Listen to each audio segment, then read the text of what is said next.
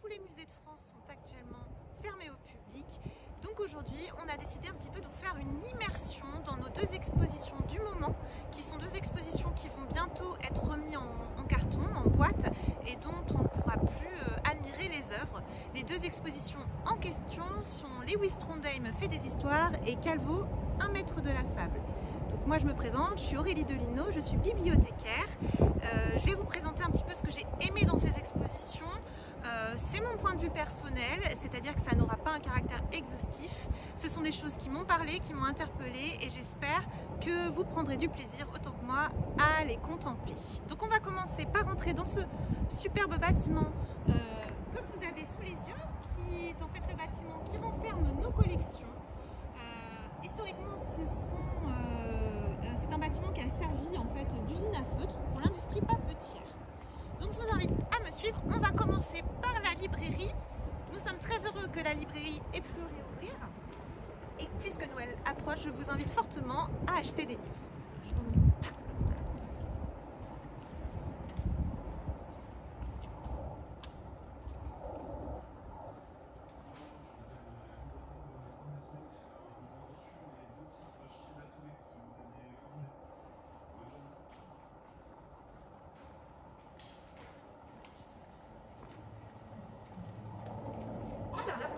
L'exposition que je vais vous présenter sera donc sur Lewis Trondheim. Lewis Trondheim, c'est un auteur de bande dessinée français très prolifique, puisque en fait il a publié plus de 150 albums en même pas 30 ans de carrière, c'est vous dire. Jusqu'ici, il n'avait jamais accepté d'exposer son travail, et c'est ce que je fais aujourd'hui, et nous en sommes vraiment très heureux. On a travaillé conjointement avec lui sur cette exposition. Il a vraiment eu un regard sur tout. Et c'est en fait ce que je vais essayer de vous montrer dans cette exposition. Par contre, je vais me découvrir un petit peu parce qu'il fait chaud.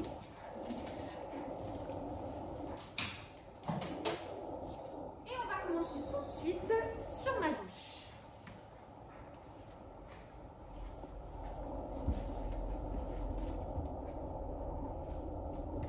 Ce que vous pouvez observer là sur nos murs, ce sont des annotations que l'auteur a apposées la veille de l'inauguration de l'exposition. Ces annotations, vous en trouverez partout dans l'exposition, vraiment sur tous les murs. Il a une carte blanche sur ce sujet. Et comme vous pouvez le voir, en fait, c'est une preuve un petit peu de son humour un peu irrévérencieux et un peu provocateur qui nous plaît beaucoup. Si vous descendez un tout petit peu, si vous suivez mon doigt par ici, vous verrez son petit commentaire sur notre magnifique prise électrique. Vous pouvez recharger votre mobile ici, ne me remerciez pas. Et sur ma droite, une de mes citations préférées, qui prouve à quel point vraiment on lui a laissé carte blanche, sur laquelle en fait il enjoint les visiteurs à voler les originaux afin de toucher la prime d'assurance. Alors bien sûr, je ne vous enjoins pas à faire ça, mais c'est vraiment une des citations qui m'a fait le plus rire dans cette exposition. Maintenant, juste derrière moi, je vais vous laisser un petit temps pour admirer l'affiche que l'auteur a créée pour l'exposition. Pourquoi je voudrais qu'on s'arrête dessus? Déjà parce qu'elle est assez belle, je trouve, et surtout parce que cette grosse machine que vous voyez là à fabriquer la bande dessinée, c'est vraiment caractéristique de tout son parcours en tant qu'auteur. Il faut savoir en fait que Lewis Trondheim, au tout départ, ne savait pas dessiner. Et en fait, c'est un autodidacte. Il a appris vraiment tout seul. Et il s'est forcé en fait à dessiner 4 heures par jour. Et il continue encore à faire ça aujourd'hui. Et vous verrez tout au long de l'exposition l'amélioration de son trait et de son dessin. Et on va commencer tout de suite par une de ses premières illustrations. Une de ses premières bandes dessinées. Alors, celle-ci. Je vais choisir celle-ci, qui est une petite bande dessinée savoureuse sur une dispute amoureuse entre deux champignons. Madame Champignon est très en colère parce que Monsieur Champignon a été aperçu avec une chanterelle. Et donc, pendant toutes les cases, les dialogues dans les bulles vont vous permettre de comprendre l'histoire qui se déroule sous vos yeux. Ce que vous notez vraiment qui est important, c'est que les cases en elles-mêmes ne changent jamais. Ce sont des cases que Lewis Trondheim a photocopiées et répétées. Et c'est vraiment l'intérieur des bulles qui va faire l'histoire. Et c'est comme il le dit dans la petite citation que vous trouvez sur le mur un peu plus loin. La bande dessinée, tout le monde peut en faire. Vous ne savez pas dessiner, ce n'est pas grave. Dessinez une case avec un personnage patatoïde ayant la bouche fermée et une autre case où le bonhomme a la bouche ouverte. Copiez les cases, amusez-vous et créez une citation. Collez des bulles et voilà. Donc, comme vous le comprenez, vraiment au tout départ, Lewis Trondheim avait vraiment très peu de base en dessin. Et il va en fait décider de s'améliorer, il va se donner un défi, c'est celui de réaliser un ouvrage de 500 pages au scénario improvisé dans lequel il va essayer d'apprendre à dessiner. Cet ouvrage va s'appeler Les Carottes de Patagonie et c'est un ouvrage, voilà, vous pouvez en voir des extraits maintenant sur l'écran. Et si vous suivez un petit peu mon doigt, vous pouvez apercevoir que déjà, il y a une amélioration dans son travail puisqu'on commence à voir apparaître des décors, mais également différents personnages, différents cadrages et différentes émotions sur ces personnages, ce qu'on n'avait pas encore jusqu'ici. À ma droite, juste à côté, vous trouvez des extraits de la bande dessinée La Mouche, qui est une bande dessinée en fait, qui suit les aventures d'une petite mouche noire avec des dents un petit peu pourries. Il faut savoir que cette aventure a été créée d'abord pour le Japon et ensuite elle a été éditée en France. Et cette aventure a permis en fait à Lewis Trondheim de travailler tout ce qui était un petit peu chant contre chant, cadrage à la manière d'un film en fait, d'un cinéma, puisque vous voyez par exemple ici une plongée, là ici une contre-plongée. Ce travail-là qu'il va être obligé de faire puisqu'il suit un petit peu l'envol de l'insecte va lui permettre de vraiment s'améliorer dans son dessin. Vous avez ici là aussi une super contre-plongée. Arrêtons-nous maintenant sur une petite anecdote rigolote. Si vous observez la vitrine ici présente, vous remarquerez une différence importante entre la mouche française et la mouche japonaise. En fait, les Japonais, c'est ce que raconte Trondheim sur les notes de cette vitrine, voulaient une mouche blanche et ils n'aimaient pas trop les dents, du coup ils voulaient plutôt une bouche en trait. Trondheim leur a rétorqué que ça allait ressembler à un smiley et ils ont répondu que c'était exactement ce qu'ils voulaient. C'est pourquoi en fait il existe une différence entre la mouche française et la mouche japonaise. Alors, comme la plupart des fondateurs de l'association, Trondheim il va développer une grande partie de son travail autour de l'autobiographie. À une époque, en fait, où le récit de soi, c'était pas vraiment encore très connu dans la BD française. Il va développer des récits, mais également un blog qu'il alimente toujours aujourd'hui, dans lequel il apparaît tantôt sous polé, tantôt plutôt marrant, toujours avec un regard très vif sur l'actualité. Et il va décider en fait de se représenter en perruche. Encore une fois, il choisit l'animal comme personnage principal. Donc ça, c'est en fait c'est son avatar, son alter ego de papier. Donc c'est une perruche que d'aucuns diront qu'elle est très ressemblante avec l'original, mais ce n'est qu'une opinion personnelle et j'espère qu'il n'en voudra pas trop. J'aimerais qu'on s'arrête sur cette planche que j'aime beaucoup, qui est extraite donc de Approximativement, qui a été faite à l'encre de Chine, dans laquelle en fait on voit l'auteur, enfin l'alter ego de l'auteur déambuler dans la rue et en fait il est en train de se critiquer, il est en train de critiquer son travail, il dit qu'il bâcle tout ce qu'il fait, qu'il bâcle ses BD, etc. Et moi je trouve ça assez marrant qu'il dise ça, alors qu'à l'arrière on voit très bien qu'il a introduit la perspective dans son dessin, ce qu'il ne faisait pas au tout départ, comme vous l'avez vu, tout était en 2D. Là on a un début de dessin en perspective qui montre vraiment qu'il est en train vraiment de progresser dans son dessin. Et ce dessin rentre totalement en opposition avec ce qu'il est en train de dire dans son texte. On va continuer un petit peu d'avancer sur des planches encore une fois autobiographiques. Donc là vous êtes toujours en fait sur les Approximativement, vous allez passer sur l'atelier Mastodonte qui est une autre de ses œuvres et vous voyez progressivement l'introduction de la couleur dans son travail, une couleur qui est faite à l'encre de couleur et aussi à l'aquarelle. Et on va s'arrêter un instant sur ces planches, ces jolies planches colorées, issues des petits riens qui sont des chroniques du quotidien qu'il a réalisées pour son blog éponyme. et qu'il réalise depuis 2006, et dont il dit lui-même dans la petite note inscrite sur le mur à votre gauche que ce sont des histoires qui sont idéales pour être lues aux toilettes, ce qui prouve son autodérision. Alors, Lewis Trondheim, ce n'est pas que de l'autobiographie, c'est aussi beaucoup de récits de genre. Lewis Trondheim s'est essayé à énormément de récits de genre, et le personnage qui parle le plus de ça, qui illustre le mieux de ça, c'est Lapino, qu'on a déjà vu en début d'exposition. Et j'aimerais qu'on rentre dans cette boîte pour s'approcher de cette map monde, de ce globe terrestre que l'auteur a acheté lorsqu'il était dans une brocante et qu'il a décoré pendant 3 jours. Et cette map monde, je l'ai choisie en fait parce que je trouve que c'est une jolie métaphore de toutes les aventures et de tous les voyages qu'a pu faire le personnage de Lapino dans l'œuvre de Trondheim. Donc il faut savoir que Lapino, il a été dans énormément de récits, que ce soit des récits de KPDP, des récits de polar, des récits fantastiques, des récits plus contemporains, même des récits victoriens.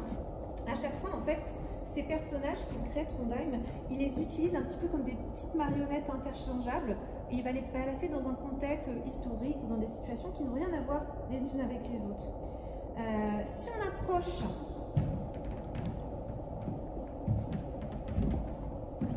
de cette très jolie planche faite à l'encre de Chine, déjà je m'arrête un instant, vous voyez donc si vous dézoomez un petit peu qu'il s'agit d'un cimetière qui fourmille de détails. Donc là on est passé à une étape encore supérieure dans le dessin de Trondheim, puisqu'en plus de la perspective on va aller vraiment dans le détail, chercher vraiment la moindre petite croix sur chacune des petites stèles, les petits noms gravés, etc. Les feuillages, les petits oiseaux sur la pelouse. Et cette planche, j'ai choisi juste pour vous montrer comment Lewis Trondheim manie en fait ses personnages, puisque cette planche est issue de l'album La vie comme elle vient, et c'est dans cet album qu'il va faire mourir Lapino, pour le faire renaître quelques années plus tard dans les nouvelles aventures de Lapino, dont vous pouvez apercevoir juste en dessous des petits bijoux. En fait, ce sont les 12 carnets qui contiennent l'intégralité du manuscrit original de Lapino, tome 2, si je ne dis pas de bêtises. Et c'est 365 pages qui ont composé une histoire muette et qui ont été postées quotidiennement par l'auteur sur Instagram. Donc, vous voyez à quel point c'est joli. Donc, ça, c'est vraiment une de mes pièces préférées de l'exposition.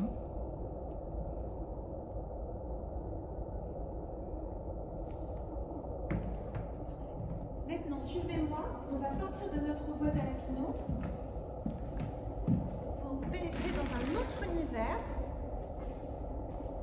À un moment, en fait, en 2010, Lewis Trondheim a voulu se lancer dans une grande saga épique. Et il a créé tout un univers, une géographie, un bestiaire, un ordre religieux et une série de 16 artefacts même. Et tout ça, il va le regrouper sous une série qu'il va appeler Ralphazam, dont le héros principal est un canard, comme vous pouvez l'apercevoir. Et cette série va être publiée dans l'hebdomadaire Spirou en 2010 et va rencontrer un très grand succès. Chose importante à noter sur cet album, c'est que l'ensemble des couleurs ont été faites par son épouse, Brigitte Findakli. Et son épouse, il va beaucoup travailler avec elle tout au long de sa carrière. Et vous pouvez apercevoir la qualité des couleurs et le côté vif, hein, notamment de ce rouge-là qu'on voit en fond et qu'on retrouve sur la magnifique couverture. Illustration qui a été réalisée pour le journal Spirou en 2011. Là, vraiment, on a un travail de la couleur très vif, très marquant, et qui fait vraiment une grosse partie de la saveur de l'image que vous avez sous les yeux. Maintenant, une autre petite chose que j'adore au sujet de Ralphazam, c'est cette série de 16 tampons que l'auteur a fait réaliser au moment de la sortie de la série et dont il explique, je vous laisse admirer quand même un petit peu les 16 tampons, il explique en fait que ces tampons, il les a créés pour qu'ils soient disséminés partout dans la France, chez les libraires. Ça faisait en gros 2000 exemplaires tamponnés, hein, voilà, c'est ça. Et l'idée, c'était un petit peu de faire tourner en bourrique les collectionneurs pour qu'ils aient des difficultés à trouver les tampons, surtout des tampons numérotés d'un nombre particulier. Et ça prouve à quel point Lewis Trondheim est quelqu'un de joueur. et qui aime bien un petit peu provoquer. Comme je viens de vous le dire, donc Lewis Trondheim est quelqu'un de joueur, il adore les défis, il adore les contraintes, comme l'a prouvé tout à l'heure l'album de 500 pages qu'il a souhaité réaliser au début de sa carrière. Et comme le prouve également cet ouvrage qui est composé de 24 pages et qui a été réalisé en 24 heures et qui en fait annonce et préfigure les 24 heures de la BD qui sont en fait un défi que Lewis Trondheim a contribué à mettre en place et qui est un défi qui a lieu tous les ans au Festival international de la bande dessinée d'Angoulême. Comme cet auteur adore les contraintes, il est notamment également l'un des fondateurs de Loubapo, qui est l'ouvrage de bande dessinée potentiel. Et Loubapo, comme son confrère Loulipo, vise à favoriser la création par la contrainte. Là, vous pouvez apercevoir des scénarios dessinés qu'il a réalisés pour Sergio Garcia, les 3 chemins. Et en fait, la contrainte qu'il s'est imposée dans ce récit, c'est de créer 3 histoires parallèles, 3 chemins parallèles, mais qui, de temps en temps, connaissent des interférences. Et si vous regardez bien un petit peu la structure de l'image, vous voyez que ça va un petit peu dans tous les sens. Là, ça monte un escalier, là, ça le descend, pendant que là, ça tombe dans un trou, ensuite, ça descend dans un tunnel. Et ça c'est vraiment une preuve et un exemple flagrant de ce que peut être Loubapo et de ce qui peut permettre de produire d'intéressant dans la bande dessinée. Avant de passer dans l'espace enfant, je voudrais qu'on s'arrête un petit instant et que le caméraman, s'il peut, se penche sur la couverture de ce carnet. Voilà, là ce que vous voyez, c'est un petit chat. Ce sont en fait les esquisses du fauve qui sera plus tard choisi comme le logo pour le Festival international de la bande dessinée d'Angoulême. Et ce petit chat se trouve dans un carnet qui n'a pas été signé Lewis Trondheim, mais qui a été signé Frantico. En fait, Frantico, c'est un faux nom, une fausse identité qu'il s'est créée pour sortir un certain nombre d'ouvrages. Et vous en avez là, ici, quelques originaux.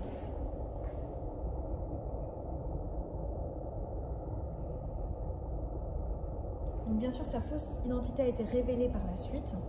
Mais pendant un certain temps, elle a fait le game. Maintenant, on va passer à l'espace jeunesse.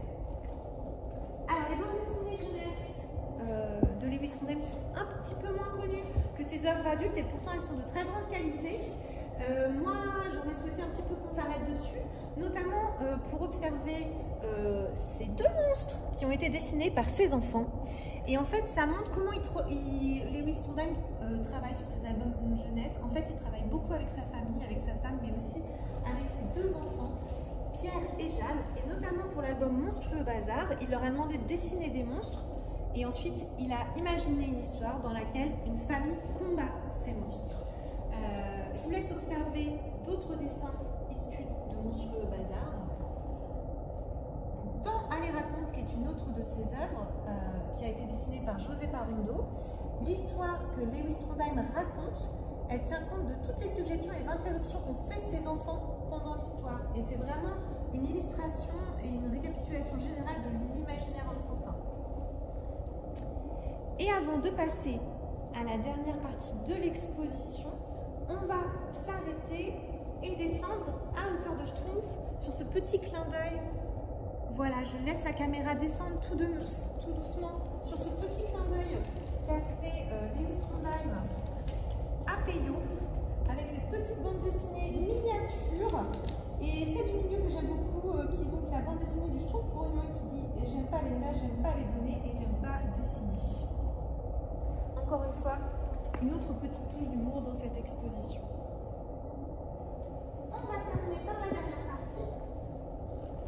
Sur votre gauche, sur le mur, vous verrez des extraits de la bande dessinée, de la série de bande dessinée Donjon, sur laquelle Lewis Trondheim a travaillé, qui a rencontré un très grand succès, et il a collaboré pour cette bande dessinée avec un bon nombre d'auteurs très connus. Donc je peux citer Jean-Pierre Dufour, Franck Le Gall, Thierry Robin, Manu Larsenet, Sergio Garcia et bien d'autres. Bien sûr, j'ai pas le temps de tous les citer, mais tout ça pour vous dire en fait qu'en 150 albums, Lewis Trondheim a eu le temps de travailler avec beaucoup de monde.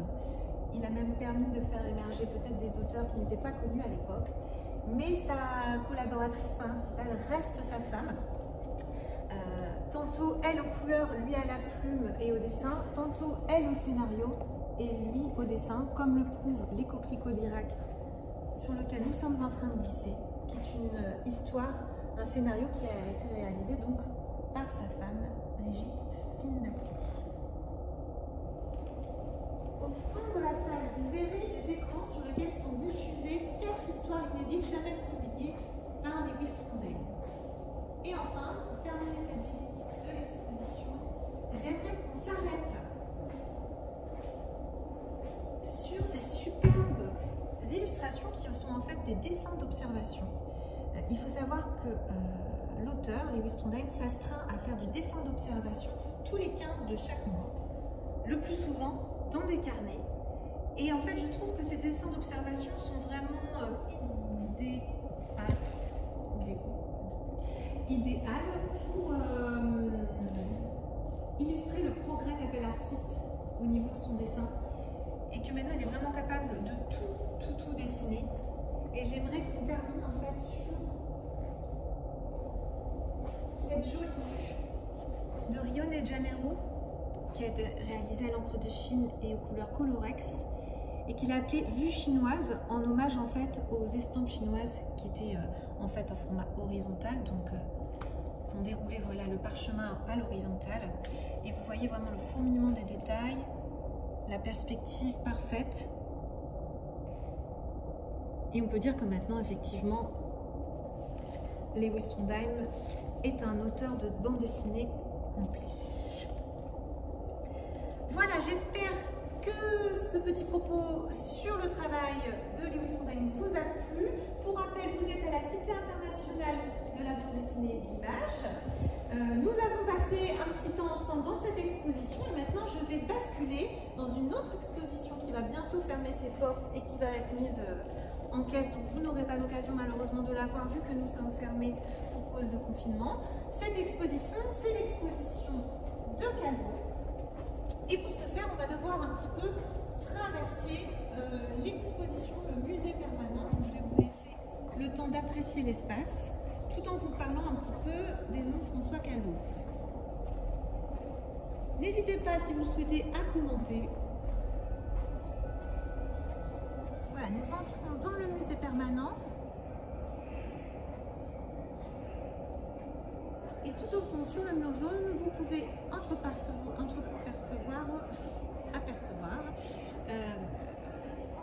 l'entrée de l'exposition Calvo. Donc, Edmond François Calvo, c'est un illustrateur, un lettreur, un sculpteur et un auteur de BD qui a inspiré de nombreux dessinateurs. Le plus connu de ces dessinateurs, c'est Albert Uderzo, donc l'auteur d'Astérix, qui reconnaît en lui un maître. Il faut savoir qu'Albert Uderzo allait très régulièrement rendre visite à Calvo pour observer son travail, son dessin et lui demander des conseils. Calvo a été pendant un temps assez oublié et c'est grâce à l'engagement d'Étienne Robial et de Florence Sestac des éditions Futuropolis qu'il a été redécouvert dans les années 70 et que cette exposition peut avoir lieu aujourd'hui. Ce que vous avez sous les yeux, ce sont quelques-unes des couvertures. Alors, elles n'y sont pas toutes, hein, mais ce sont quelques-unes des couvertures de ces œuvres. Là, vous avez ici ces deux œuvres les plus connues qui sont La Bête est morte et Les aventures de Rosalie, qui sont des ouvrages qui ont été créés pendant la Seconde Guerre mondiale et qui parlent de la Seconde Guerre mondiale sous le biais d'un conte, en fait, d'une fable animalière. Mais vous avez ici aussi sur la gauche d'autres œuvres un peu moins connues de l'artiste, mais qui ont quand même eu un fort impact sur son œuvre, comme Cricri, Souris d'appartement, Sourisette, comme Le Petit Poucet qui est en haut, ou Croque-Mulou. Donc là, ce que je vais faire, en fait, c'est qu'on va pénétrer dans l'exposition et on va passer un temps un petit peu plus court que pour la précédente exposition, durant lequel, en fait, je vais vous parler, vous présenter les choses qui, moi, m'ont interpellée, m'ont plu et qui, j'espère, vous procureront autant de plaisir qu'ils m'en ont procuré.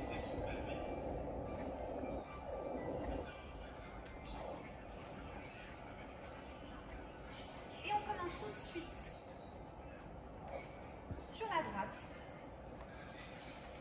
avec cette photo, donc de François Calvo, et de François Calvo, et à côté vous avez une feuille qui est en fait un état de service. Cette photo, elle a été prise pendant la Première Guerre mondiale, à l'époque où Calvo était dépêché en fait au front. Calvo a été blessé à la main gauche. Il a continué de servir l'armée pendant la guerre. Et en fait, si je vous montre cette photo, c'est parce que ces visions d'horreur qu'il aura vues pendant la guerre, c'est quelque chose qui va vraiment profondément le marquer, lui, personnellement, et qui va avoir une grande influence sur son travail. Vous verrez que tout le travail qu'il a fait, qui peut avoir un aspect comme ça, un petit peu léger, un petit peu rond, cartoon, dessin animé, en fait, derrière, transparaît toujours une sorte de cruauté, quelque chose qui est assez sombre, qui dit et qui montre qu'en fait le monde n'est pas aussi doux qu'il n'y paraît. Arrêtons-nous sur cette vitrine qui en fait présente des photos, des sculptures de Calvo. Il faut savoir que Calvo, en plus d'avoir été illustrateur, lecteur, dessinateur de presse, était aussi un sculpteur. Et si je vous montre ces sculptures, c'est déjà parce que en fait, malheureusement, elles sont toutes en collection privée et qu'on n'a pas la chance de pouvoir les avoir sur place. Mais aussi parce que elles ont une grande influence sur son trait, sur son dessin, sur sa manière de percevoir le mouvement dans ses œuvres. Comme vous verrez tout à l'heure, en fait, lorsqu'il dessine Calvo, tout est en rebond, tout semble en mouvement, il n'y a rien vraiment qui est statique, qui est inerte. C'est comme si tout prenait vie, que ce soit le décor, les objets et les personnages. Autre chose qui explique un petit peu ce côté dynamique de son dessin, en fait, c'est l'arrivée de Disney et notamment du journal de Mickey à l'époque, qui va entrer en concurrence avec l'ensemble des revues, magazines et hebdomadaires dans lesquels il va travailler. Et donc, Disney va avoir une influence très très grande sur la manière dont il va dessiner le mouvement, dont il va dessiner les personnages et ce côté un petit peu rond de son trait. Maintenant, je vais vous inviter à aller sur la vitrine qui se trouve à votre gauche. Vous voyez ici des extraits de son travail d'auteur de bande dessinée qu'il a produit en fait pour pas mal d'hebdomadaires, notamment l'hebdomadaire Les Grandes Aventures que vous voyez ici, qui était en fait un périodique spécialisé dans l'importation et le décalque de bandes dessinées d'aventures américaines. Et si vous vous penchez un petit peu sur cette couverture de King Kong, moi je la trouve très intéressante parce qu'elle montre en fait les deux influences de son travail. Déjà l'influence très réaliste qu'il va avoir tout au long de sa vie et qui tire vraiment son impact en fait du cinéma américain avec, vous savez, une alternance de plans, encore une fois plongée, contre-plongée, etc., mouvement. Mais on voit aussi ces autres influences qui sont plus des influences issues de la fable animalière, du conte, de l'illustration flamande avec ce découpage très original. Donc des cases, vous voyez, qui ne sont pas régulières, qui ne sont pas toujours les mêmes, des ronds. Et ça, c'est vraiment quelque chose qui tient du 19e, hein, vraiment quelque chose qui va rester tout au long de sa vie durant son œuvre. Et enfin, j'attire votre attention sur les petits arbres en haut de la bande dessinée. Vous voyez le côté tortueux des branches, les arbres qui semblent prendre vie, qui semblent être menaçants. Ça, c'est quelque chose qu'on va retrouver dans beaucoup de planches après dans l'exposition. Nous allons passer maintenant à cette petite pièce qui est une de mes pièces préférées de l'exposition Calvo. Alors c'est un petit fascicule. Si vous aimez bien, vous verrez qu'il y a marqué album à colorier. En fait, c'est une commande qui a été faite par une grande marque de soupe à Calvo pour illustrer le Petit Poucet. Pourquoi moi je trouve que cette couverture est très parlante de l'univers de Calvo? C'est parce qu'en fait, si vous regardez bien la tête en fait du personnage, hein, vous voyez le côté cruel, vous voyez que cette scène, franchement, elle est flippante, enfin elle n'est pas du tout rassurante. Imaginez une couverture comme ça sur un album pour enfants de nos jours, ce serait très difficilement passé et il y aurait, je pense, très peu de parents qui l'achèteraient malheureusement.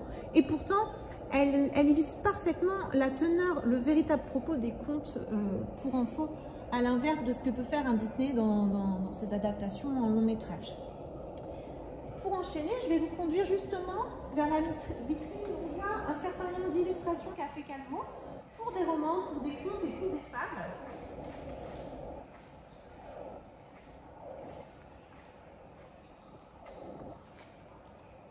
Donc ici, vous voyez un extrait de Don Quichotte.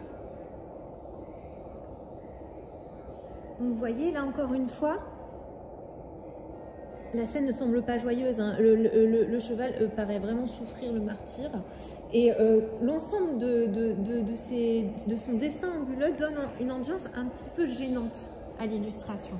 Si vous tournez ensuite sur la vitrine, vous observerez de l'autre côté un extrait de Robin des Bois. Et alors là, j'attire votre attention sur les petits détails en fait que vous apercevez là sur l'illustration pour vous montrer en fait que dans le dessin de Calvo, tous les petits détails, tous les personnages ont une unité et une histoire propre. C'est-à-dire qu'on peut s'arrêter sur chacun et imaginer ce qu'il pense, qu'il est en train de vivre, etc. Il n'y a pas juste des têtes pour faire des têtes. Et chacun de ces corps semble être en mouvement. Enfin, une des œuvres qui pour moi les plus belles de l'exposition pour le coup, c'est celle-ci en fait. C'est une planche originale du Loup et de l'Agneau, donc une adaptation de fable. Et là vraiment, vous voyez, encore une fois, on va retrouver le côté tortueux des arbres, le côté tortueux des racines. Cet animal, ce loup qui va être humanisé. Donc ça, c'est quelque chose dont on va parler juste après, l'anthropomorphisme. Et c'est le loup humanisé qui est en train de peser de tout son poids sur cet agneau qui n'a absolument rien demandé, qui est parfaitement innocent.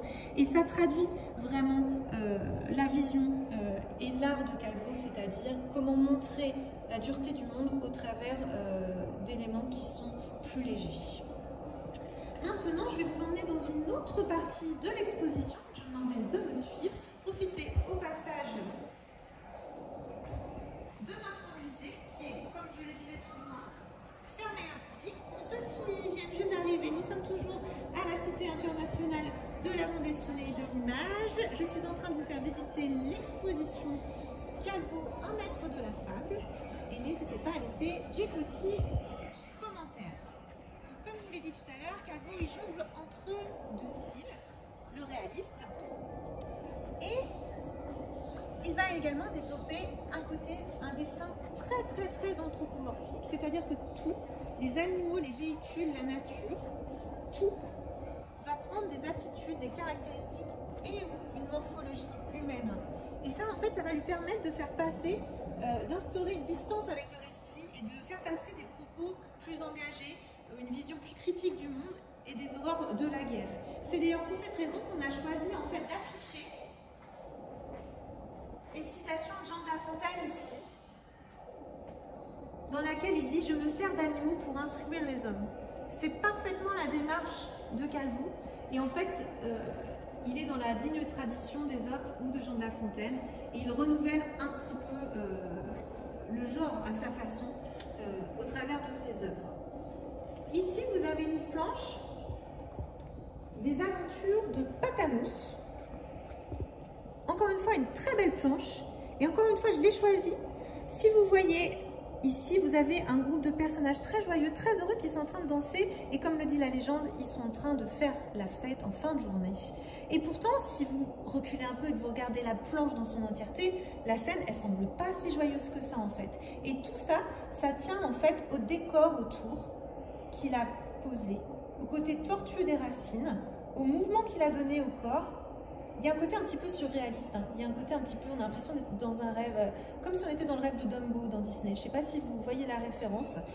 Et là, si vous zoomez un petit peu sur les racines, je vais vous demander de vous attarder sur la manière dont en fait il crée ces nuances de gris et de noir. En fait, ce ne sont pas des aplats, ce sont des hachures en fait. Et l'ensemble de ces petites hachures va créer la ligne, va créer le contour. Et ça, c'est vraiment un travail de graveur. Et encore une fois, on sent l'influence de la sculpture dans son travail, hein. Et maintenant, on va terminer. Je vais vous emmener dans la meilleure des salles, celle qui renferme nos deux pièces principales, les deux pièces majeures, les originaux, donc de La Bête est morte.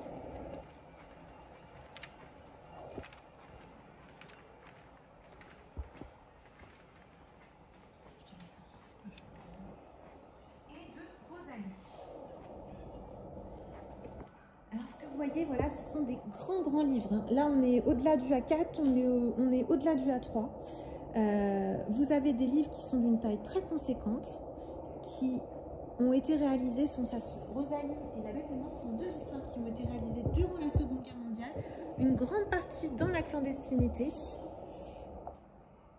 et qui en fait utilisent encore une fois le prisme de l'anthropomorphisme, de la fable animalière et du conte pour faire passer des propos qui sont assez cruels, hein, pour parler de la guerre. Par exemple, là, dans La Bête est morte, dont vous pouvez admirer une des pages, les peuples sont représentés par des animaux. Par exemple, les Italiens, ce sont des hyènes, les Allemands, ce sont des loups. Nous, les Français, à un moment, on est représentés en lapin, ce qui n'est pas très flatteur. Enfin, bon, j'adore les lapins, mais je pense que la métaphore est assez évidente. Et pour Rosalie, à côté,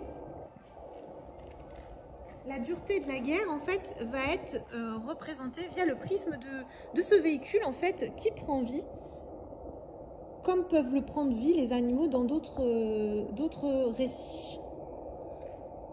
Alors, si, une anecdote très rigolote, c'est que une fois que La Bête est morte est paru et qu'il a commencé à rencontrer un grand succès, Walt Disney a contacté Calvo pour lui proposer de l'engager. Et Calvo, en fait, a refusé. Pour des dissensions certainement d'opinion. Ces deux gros livres là que vous avez sous les yeux, ils ont été assemblés par l'auteur lui-même. Il en a choisi la composition, il a choisi où il voulait imprimer et poser le lettrage, et il a également choisi le mode de reliure. Si vous vous approchez un petit peu de la tranche du livre, vous pourrez observer que c'est une reliure à onglet. Les reliures à onglet en fait sont faites pour pouvoir enlever facilement l'original, décoller facilement l'original, puis le recoller lorsqu'on a fini de l'utiliser, de l'imprimer pour le mettre dans les librairies. Et ça, c'est vraiment un parti pris, je pense. Ça se faisait déjà beaucoup à l'époque, ce mode de reliure.